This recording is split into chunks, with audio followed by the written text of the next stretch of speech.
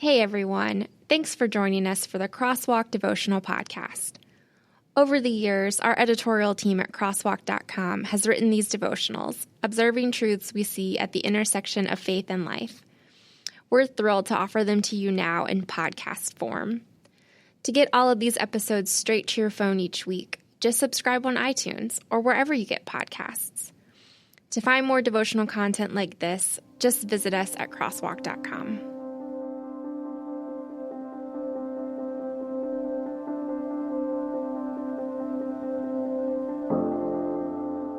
Pushing the Red Button by John Upchurch. Read by Jason Brown. Matthew 5:9. Blessed are the peacemakers, for they shall be called sons of God. Up until then, we'd crushed the competition. Granted, this wasn't a sporting event. In fact, the most physical, taxing aspect involved pressing a red button. But we had other skills. Scholars' bowl skills. We could answer questions, rack up points, and bury other teams with our wit and finely honed memorization. In fact, we'd rarely been challenged. Then came the county tournament. I grew up in a sparsely populated county. As far as Scholars' Bowl competitions, this was it. Sure, we traveled outside the area and competed for exhibition prizes, but the county tourney meant validation at home. And we knew we could win. In the two-bracket competition, each team in the county usually played every other team. That only worked because it amounted to playing around 3 games apiece. As I said, a small county. At the end, the last team standing in the winner's bracket played the last team standing in the loser's bracket.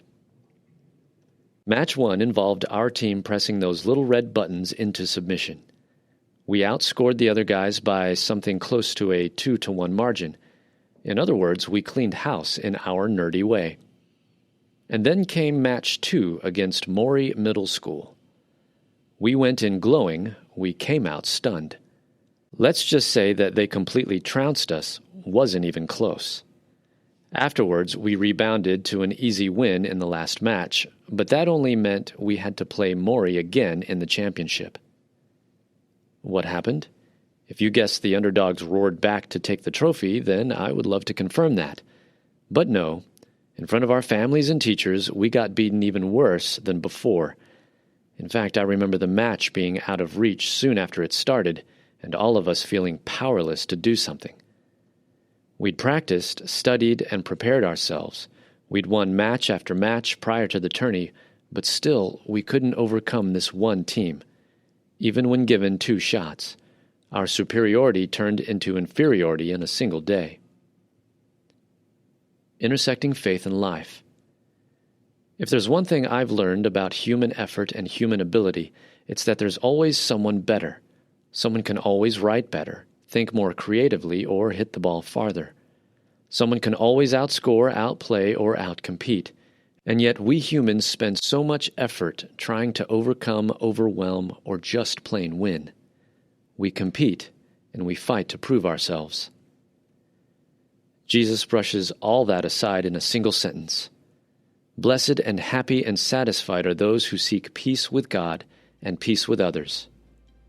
This isn't a condemnation of competition, but it is a blunt reminder of the point of our lives. We're not here to see who's the best at sword swallowing or chicken juggling.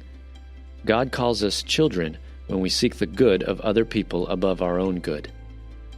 If we win or lose, if we get completely whipped twice by the same team, God's blessing in our life doesn't increase or decrease based on the score.